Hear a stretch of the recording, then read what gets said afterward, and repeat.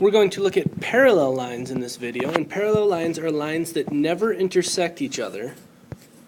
And in order for that to happen, they have to be going the same direction. Think of it as train tracks.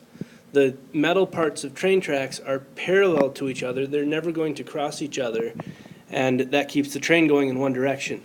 And when we talk about lines and direction, what we're talking about is slope. Parallel lines will have the same slope. That's how we know if two lines are parallel. They're going the same direction. They have the exact same value as their slope.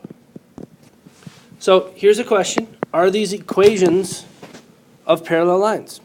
We have 2x plus 3y equals 9, 4x minus 6y equals 12. In order to answer this question, we need to know what the slope of these lines are.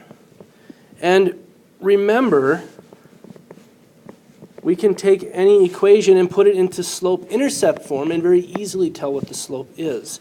So let's take this first one. We can subtract 2x from both sides.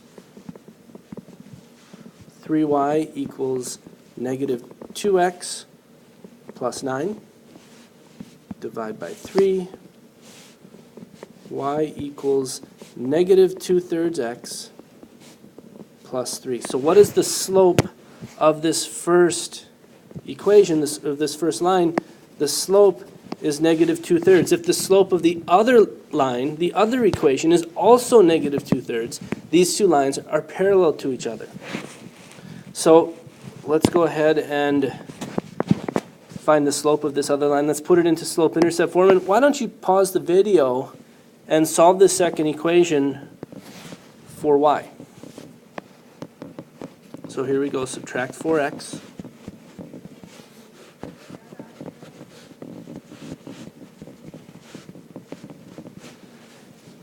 Then we divide by negative 6.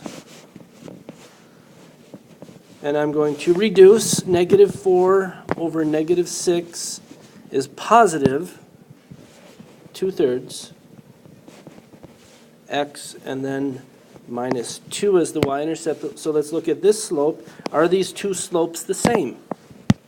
And I hope you're looking at them going, no, those are not the same. One line is going up, the other line is going down. They're going to have to intersect. So are these equations of parallel lines? No.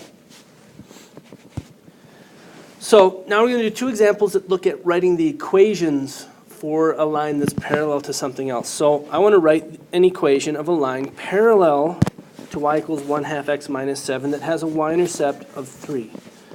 Okay, so if it's parallel to that one, we know that the slope of our line must be the same as the slope of that line. The slope of that line is 1/2. And we know that the y-intercept is 3, and if I know the slope and the y-intercept, I can go right to writing an equation in slope-intercept form. Y equals mx plus b. The m is 1/2, the b is 3.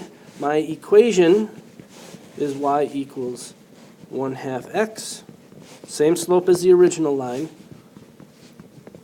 plus 3.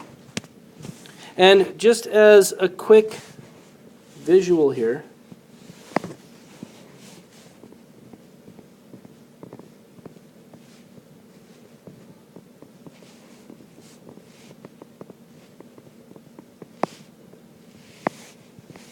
that's a quick sketch of the first line, y-intercept of negative 7 going up 1 over 2.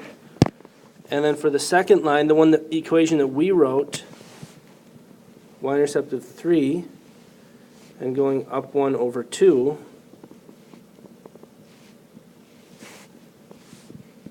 Pretend that this graph isn't horrible, but what we should see is that these lines are both going in the same direction if we look at a graph of the two things.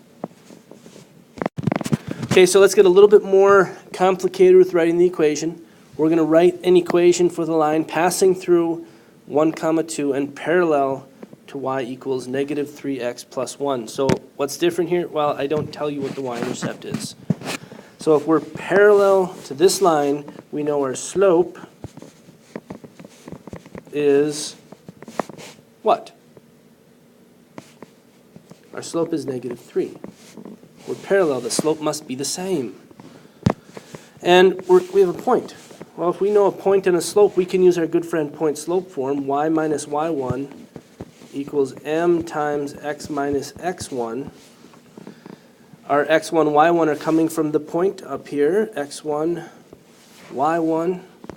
So y minus 2 equals negative 3 times x minus 1. This would be an equation of the line, and if I wanted to go into slope-intercept form, we can do that. We know how. We distribute.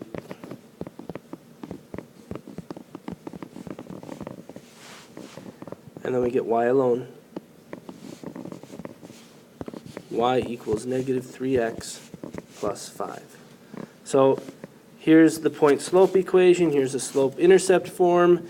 They're both acceptable equations for a line that is parallel to the equation y equals negative 3x plus 1. And there we go. The thing to remember is that parallel lines have the same slope.